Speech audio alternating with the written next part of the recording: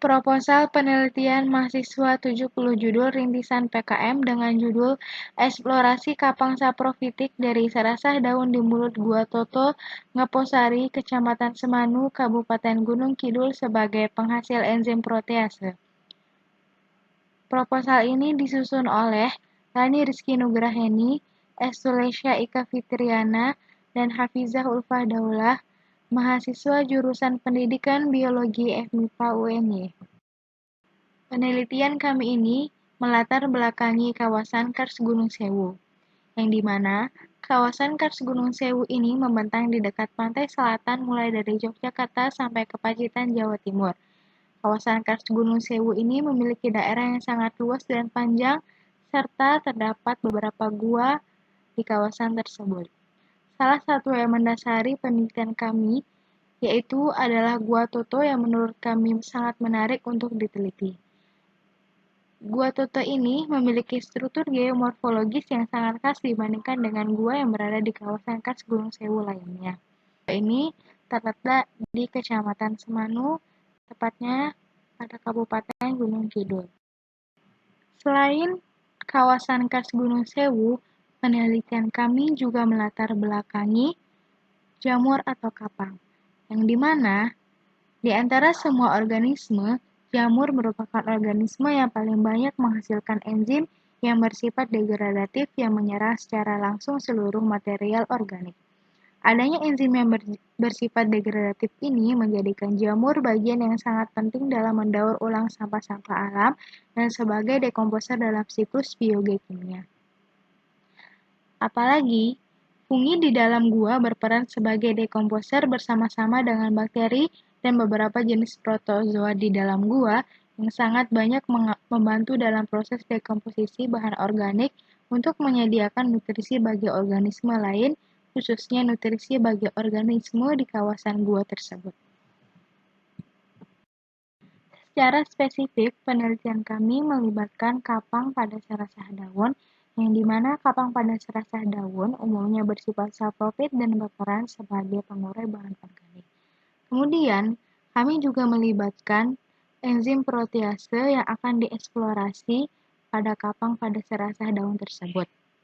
Yang dimana enzim protease merupakan enzim yang berperan dalam reaksi pemecahan protein. Enzim ini akan mengkatalis reaksi hidrolisis, yaitu reaksi yang melibatkan unsur air pada ikatan spesifik substrat. Enzim protease juga merupakan enzim yang sangat kompleks, mempunyai sifat fisika, kimia, dan sifat-sifat katalitik yang sangat bervariasi.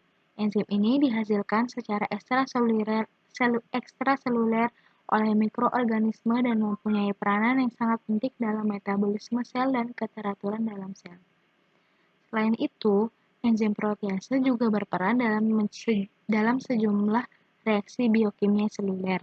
Selain diperlukan untuk degradasi protein nutrien, enzim protease terlibat dalam sejumlah mekanisme patogenisitas, proses koagulasi darah, proses sporulasi, diferensiasi, sejumlah protein pasca translasi protein, dan mekanisme ekspresi protein ekstraseluler. Selanjutnya yaitu rumusan masalah. Yang pertama, apa sajakah kapang saprofitik pada serasah daun yang terdapat di Gua Toto? Di sini kami akan meneliti apa sajakah jenis kapang saprofitik yang terdapat pada serasah daun yang terdapat di Gua Toto tersebut. Kemudian yang kedua, yaitu bagaimana karakteristik makroskopik pada kapang saprofitik di Gua Toto, Kecamatan Semanu, Gunung Kidul, Yogyakarta. Selain mengetahui jenis kapang saprofitik pada Gua Toto, kami juga akan meneliti bagaimana karakteristik makroskopik pada kapang saprofitik di Gua Toto tersebut. Kemudian yang ketiga, yaitu apa sajakah isolat kapang saprofitik di kawasan Gua Toto yang dapat menjadi penghasil enzim protease. Sesuai judul proposal kami juga akan meneliti tentang isolat kapang saprofitik di kawasan Gua Toto yang dapat menjadi penghasil enzim protease. Selanjutnya yaitu tujuan dari penelitian kami. Yang pertama adalah Mengetahui isolat kapang saprofitik pada serasah daun yang terdapat di Gua Toto, Kecamatan Semanu, Gunung Kidul, Yogyakarta. Yang kedua, yaitu mengetahui karakteristik isolat kapang saprofitik di Gua Toto, Kecamatan Semanu, Gunung Kidul, Yogyakarta. Dan yang ketiga, yaitu mengetahui isolat kapang saprofitik di kawasan Gua Toto yang dapat menjadi penghasil enzim protease. Selanjutnya, luaran yang diharapkan dari penelitian kami yaitu menyediakan data mengenai keanekaragaman dan karakteristik kapang saprofitik di Gua Toto, dan yang kedua yaitu menyediakan data dan informasi mengenai kapang saprofitik di Gua Toto yang dapat menjadi penghasil enzim protease.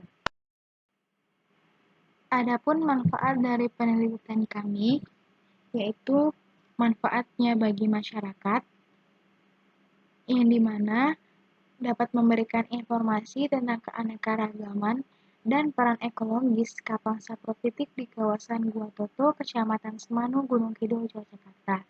Dan manfaat di bidang penelitian yaitu sebagai bahan rujukan untuk penelitian sejenis dan yang saling berhubungan. Yang selanjutnya, penyampaian bab 3 yaitu tentang metode penelitian. Di metode penelitian ini terdapat jenis penelitian, rancangan penelitian, variabel penelitian, waktu dan tempat penelitian, instrumen penelitian, teknik pengumpulan data, serta teknik analisis data. Yang pertama yaitu jenis penelitian. Pada penelitian ini merupakan jenis penelitian eksplorasi. Apa itu penelitian eksplorasi? Penelitian eksplorasi merupakan penelitian dengan cara mengambil sampel serasah daun dari mulut gua, kemudian mengisolasinya dan mengidentifikasi kapang saprofit yang berada di mulut gua tersebut, serta melihat aktivitas atau potensi penghasil enzim protease. Rancangan penelitian di sini, penelitian ini menggunakan metode eksplorasi, seperti pada jenis penelitian tersebut. Selanjutnya pada variabel penelitian. Penelitian di sini yang diukur adalah kelimpahan dan komposisi spesies yang ada di mulut Gua Toto, serta komposisi spesies apa saja yang dapat menghasilkan enzim protease. Untuk waktu dan tempat penelitian, penelitian akan dilaksanakan selama 2 bulan dengan tempat pengambilan sampel serasah daun di mulut Gua Toto, kemudian akan diidentifikasi kapangnya di laboratorium lab mikrobiologi FMIPA UNY. Instrumen pada penelitian ini antara lain adalah plastik yang digunakan untuk mewadahi serasah, selanjutnya yaitu vortex yang digunakan untuk membantu menghomogenkan serasah dan air yang diencerkan. Selanjutnya pinset yang digunakan untuk membantu meletakkan sampel pada cawan, dan cawan Petri ini yang digunakan untuk sebagai tempat media untuk tumbuhnya kapang saprofit ini. Membran penyaring digunakan untuk menyaring serasah sehingga menghasilkan serasah yang paling baik. Mikroskop Petri dish yang digunakan untuk mengamati kapang. Selanjutnya yaitu inkubator untuk menjaga suhu sehingga tetap dalam kondisi stabil. Selanjutnya untuk teknik pengumpulan data, yang pertama yaitu pengoleksian sampel serasah daun. Serasah yang akan diisolasi keragaman kapangnya adalah serasah yang berasal dari tumpukan daun-daun yang telah gugur yang diambil pada 3 lapisan yang berbeda, yaitu lapisan atas, tengah, dan bawah yang berada tepat di atas permukaan tanah. Selanjutnya untuk isolasi kapang yaitu dilakukan dengan cara sampel serasah daun dicuci di bawah air mengalir selama kurang lebih 10 menit, kemudian sampel dibilas dengan aquadestril dan dipotong-potong dengan cutter atau pisau bedah steril hingga berukuran 1 cm. Potongan sampel selanjutnya dimasukkan ke dalam tabung reaksi berisi 10 ml aqueous steril, kemudian di vortex selama 2 menit. Kemudian secara aseptik, potongan sampel diangkat dengan pinset steril, kemudian larutan aqueous disaring dengan membran penyaring. Potongan sampel dan membran penyaring selanjutnya diletakkan di atas cawan Petri berdiameter 9 cm yang berisi media rose bengal chloramphenicol. Kultur selanjutnya diinkubasi pada suhu ruang selama 3-7 hari. Selanjutnya untuk pemurnian koloni kapang. Koloni kapang yang tumbuh selama proses isolasi kemudian dimurnikan dengan propagasi koloni, yaitu dengan memotong dan mentransfer secara aseptik sebagian miselium kapang ke dalam media kultur baru. Media kultur baru ini yaitu media rose bengal. Media kultur baru ini yaitu media low carbon agar, chloramphenicol. Koloni yang telah murni dan tumbuh dengan baik selanjutnya dipilih dan ditanam ke dalam tabung reaksi agar miring dengan media potato dextrose agar chloramphenicol. Sebanyak 2 kali ulangan.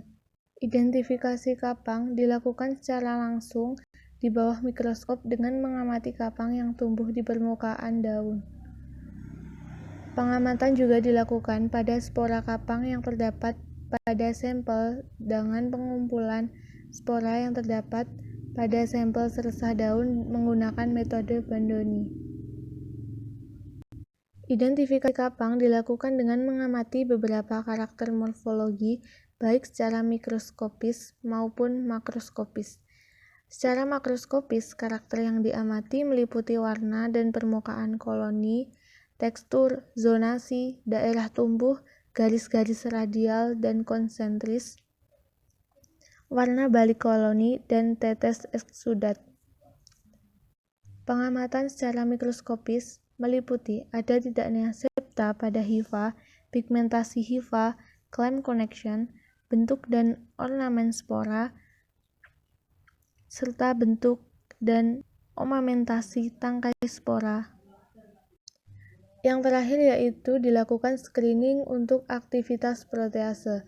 Isolat ditumbuhkan pada medium untuk screening protease dengan komposisi per liter nutrient broth 8 gram, skim milk 10 gram, serta agar 15 gram. Kemudian diinkubasi selama 1-3 hari pada suhu 70 derajat Celcius. Adanya zona jernih di sekitar koloni menunjukkan adanya aktivitas protease yang ditunjukkan oleh kapang saprophyte tersebut. Teknik analisis data yang digunakan pada penelitian ini adalah analisis deskriptif, yaitu dengan mendeskripsikan karakter fenotipik genus isolat kapang saprophytic dengan bantuan tabel yang dihasilkan dari identifikasi makroskopis serta mikroskopis pada saat identifikasi kapang. Selanjutnya yaitu bab 4 mengenai anggaran. Yang akan dibahas di sini meliputi jadwal kegiatan, rancangan biaya, daftar pustaka, dan juga lampiran.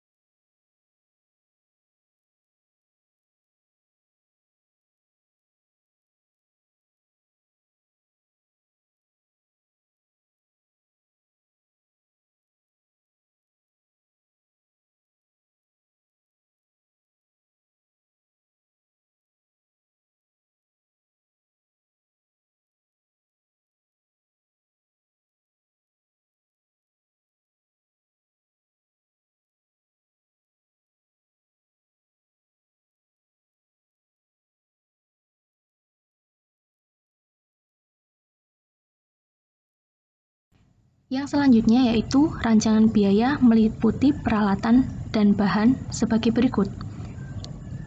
Plastik 1 kg seharga Rp15.000, cutter seharga Rp30.000, membran penyaring seharga Rp50.000, spidol permanen seharga Rp10.000, baterai alkalin seharga Rp55.000, aquades seharga Rp80.000, alkohol seharga Rp50.000, media ros bengal chloramphenicol seharga Rp75.000, media PDA atau potato dextrosa agar chloramphenicol seharga Rp75.000, media low carbon agar atau LCA chloramphenicol seharga Rp50.000, media medium protease seharga Rp50.000, dan sewa tempat laboratorium mikrobiologi FMIPA UNY seharga Rp50.000, untuk transportasi seharga Rp50.000, dan yang terakhir sewa peralatan laboratorium seharga